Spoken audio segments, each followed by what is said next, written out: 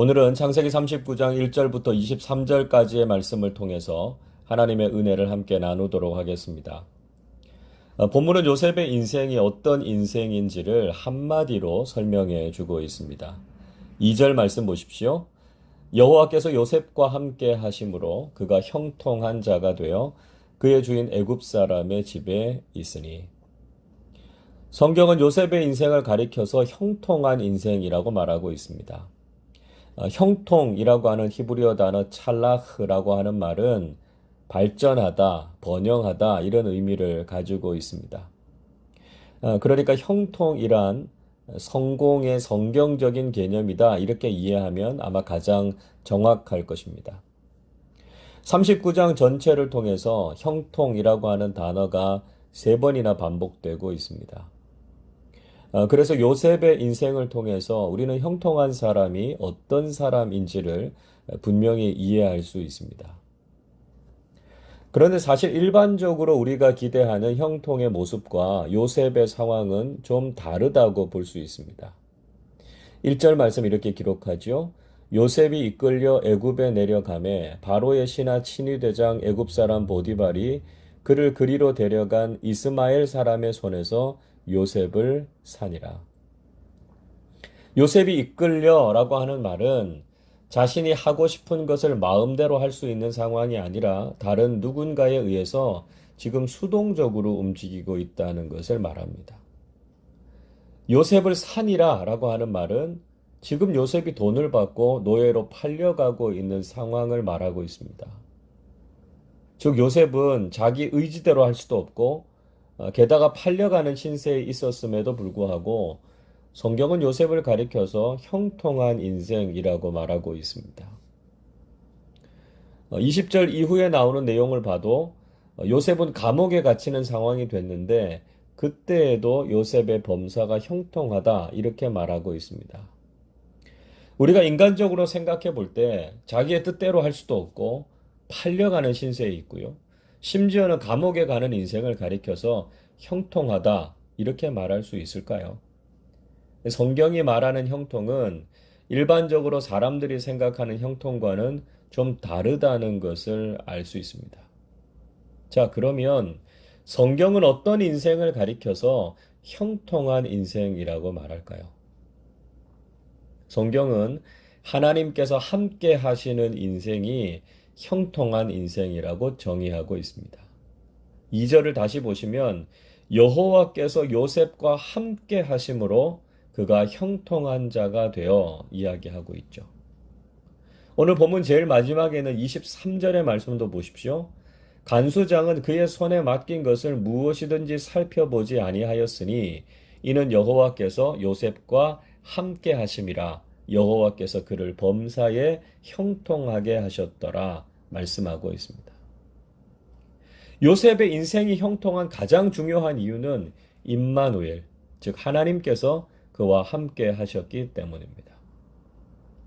3절은 이렇게 말씀하지요. 그의 주인이 여호와께서 그와 함께 하심을 보며 또 여호와께서 그의 범사에 형통하게 하심을 보았더라.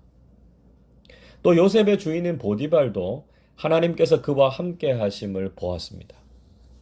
형통한 사람은 다른 사람들이 볼 때에도 하나님께서 함께 하시는 것이 보이게 된다는 것이죠.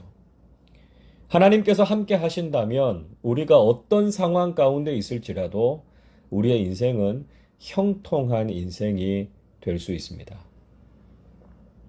이 시간 우리 모두의 인생이 요셉처럼 형통한 인생이 되실 수 있기를 바랍니다. 형통한 인생은 상황과 조건이 좋고 세상적인 기준에서 성공하는 것을 의미하지 않습니다.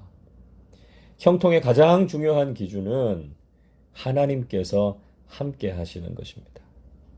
아무리 세상적으로 많은 것을 가지고 성공했다고 하더라도 하나님께서 함께 계시지 않으면 그것은 형통한 인생이 될 수 없습니다. 그러나 세상적으로는 아무리 힘들고 보잘것없는 삶이라고 하더라도 하나님께서 함께 하시면 형통한 인생이 될 수 있다는 것이죠. 그리고 그 인생을 하나님께서 존귀하게 만들어 주신다는 것입니다. 우리의 삶과 우리 자녀들의 인생이 하나님께서 함께 하시는 형통한 인생이 되실 수 있기를 바랍니다. 자, 그러면 형통한 인생의 특징은 뭘까요? 먼저 형통한 사람에게는 일이 맡겨지게 됩니다. 4절 말씀 보십시오. 요셉이 그의 주인에게 은혜를 입어 섬김에 그가 요셉을 가정 총무로 삼고 자기의 소유를 다 그의 손에 위탁하니. 요셉은 보디발의 집에서 가정 총무가 되었습니다. 그리고 그 주인이 자기의 모든 소유를 요셉에게 위탁했습니다. 보디발은 요셉을 신뢰했고요. 그에게 모든 일을 다 위임해 주었습니다. 6절 이렇게 말씀하지요. 주인이 그의 소유를 다 요셉의 손에 위탁하고 자기가 먹는 음식 외에는 간섭하지 아니하였더라 말씀합니다. 주인은 자신이 먹는 음식 이외에는 모든 것을 요셉에게 다 맡겼습니다. 그리고 그에게 맡긴 것은 참견하지 않았습니다. 그만큼 요셉을 인정하고 신뢰했다는 것을 볼 수 있죠. 요셉은 감옥에 들어간 이후에도 많은 일들을 맡게 됐습니다. 22절의 말씀을 보십시오. 간수장이 옥중 죄수를 다 요셉의 손에 맡김으로 그 재반 사물을 요셉이 처리하고, 간수장은 감옥에 있는 모든 죄수를 관리하고 또 그에 대한 재반 사물을 요셉에게 다 맡겼습니다. 그리고 그에게 맡긴 것에 대해서는 아무것도 간섭하지 않을 정도로 요셉은 완벽하게 일을 처리했습니다. 자, 이것을 통해서 알 수 있는 것, 형통한 사람에게 나타나는 첫 번째 특징은 그 사람에게 일이 맡겨진다는 것입니다. 여러분, 우리에게 많은 일이 맡겨지고 있다면 지금 우리는 형통한 인생을 살고 있다는 증거입니다. 일이 많다고 원망할 것이 아니라 지금 내 인생이 형통한 인생이 되었음에 감사하실 수 있기를 바랍니다. 둘째로 형통한 사람은 다른 사람을 복되게 합니다. 5절 말씀을 보십시오. 그가 요셉에게 자기의 집과 그의 모든 소유물을 주관하게 한 때부터 여호와께서 요셉을 위하여 그 애굽 사람의 집에 복을 내리심으로 여호와의 복이 그의 집과 밭에 있는 모든 소유에 미친지라. 보디발이 요셉에게 자신의 집과 모든 소유를 맡기고 난 이후부터 보디발의 집에 하나님의 복이 임하게 됩니다. 형통한 사람은요, 그저 자신의 인생만 잘 되는 사람이 아닙니다. 그 사람 때문에 다른 사람도 복을 누리게 되는 인생이 바로 형통한 인생입니다. 하나님께서 요셉을 위해서 보디발에게 복을 주셨다 이렇게 말씀하고 있습니다. 보디발이 잘한 것이 하나도 없는데요. 단지 요셉 때문에 보디발이 하나님의 복을 받게 된 것입니다. 이처럼 형통한 사람은 다른 사람을 복되게 하는 인생을 살게 되는 것이죠. 여러분, 우리의 인생이 형통하다는 것을 어떻게 알 수 있습니까? 내가 그 직장이나 공동체에 있어서 그 직장과 공동체가 복을 받고 있습니까? 나를 고용한 상사가 복을 받고 기뻐하고 있다면 우리의 인생은 형통한 인생일 가능성이 많습니다. 사람들은 흔히 자신의 인생만 잘 되기를 바라죠.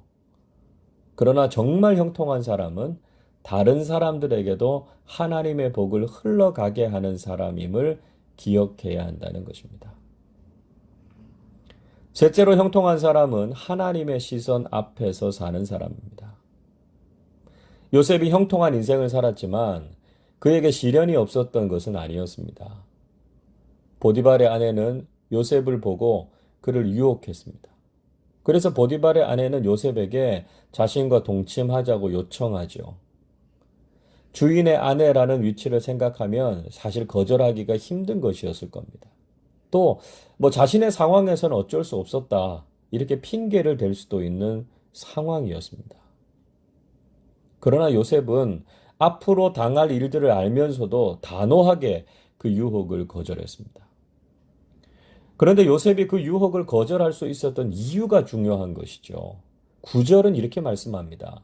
이 집에는 나보다 큰 이가 없으며 주인이 아무것도 내게 금하지 아니하였어도 금한 것은 당신뿐이니 당신은 그의 아내임이라. 그런즉 내가 어찌 이 큰 악을 행하여 하나님께 죄를 지으리까? 요셉은 주인이 자신에게 아무것도 금하지 않았고 오직 주인의 아내만은 금했다 이렇게 말했습니다. 그래서 어떻게 이렇게 큰 악을 행해서 하나님께 죄를 짓겠느냐 이렇게 말하고 있습니다. 아니 주인이 금한 것을 어기면 주인에게 죄를 짓는다 이렇게 말해야 될 텐데 왜 요셉은 하나님께 죄를 짓는다고 말했을까요? 요셉은요, 죄의 본질이 무엇인지에 대해서 정확하게 알고 있었습니다. 사탄은 사람들이 보지 않으면 죄를 지어도 괜찮다고 우리를 유혹합니다.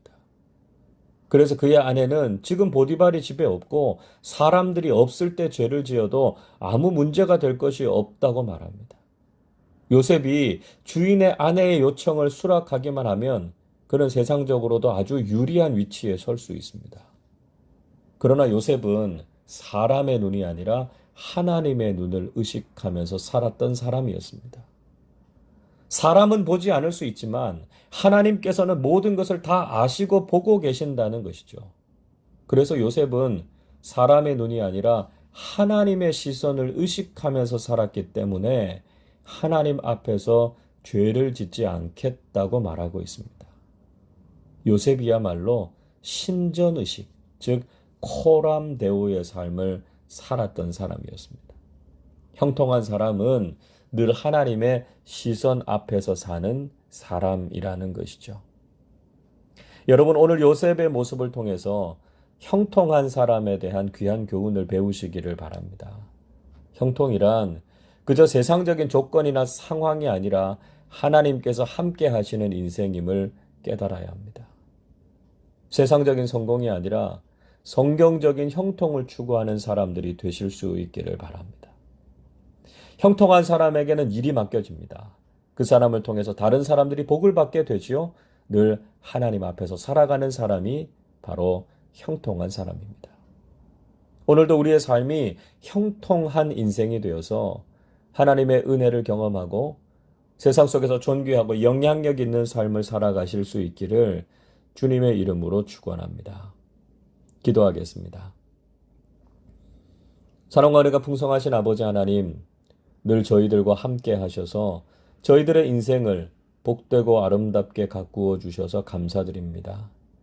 하나님께서 늘 함께 하심으로 요셉의 인생이 형통한 인생이 된 것처럼 저희들이 어디에 있든지 늘 하나님께서 함께 해 주셔서 형통한 인생을 살아가게 해 주시옵소서. 우리에게 맡겨진 일에 성실하게 임하게 하시고 우리를 통해서 많은 사람들이 복을 받게 해 주시옵소서. 사람들의 시선을 의식하는 것이 아니라 하나님 앞에서 살아가는 사람들이 되게 하셔서 하나님께 인정받고 칭찬받는 사람들 되게 해 주시옵소서. 오늘도 저희들의 삶을 형통하게 인도해 주실 줄로 믿사오며 우리 주님 예수 그리스도의 이름으로 기도하옵나이다. 아멘.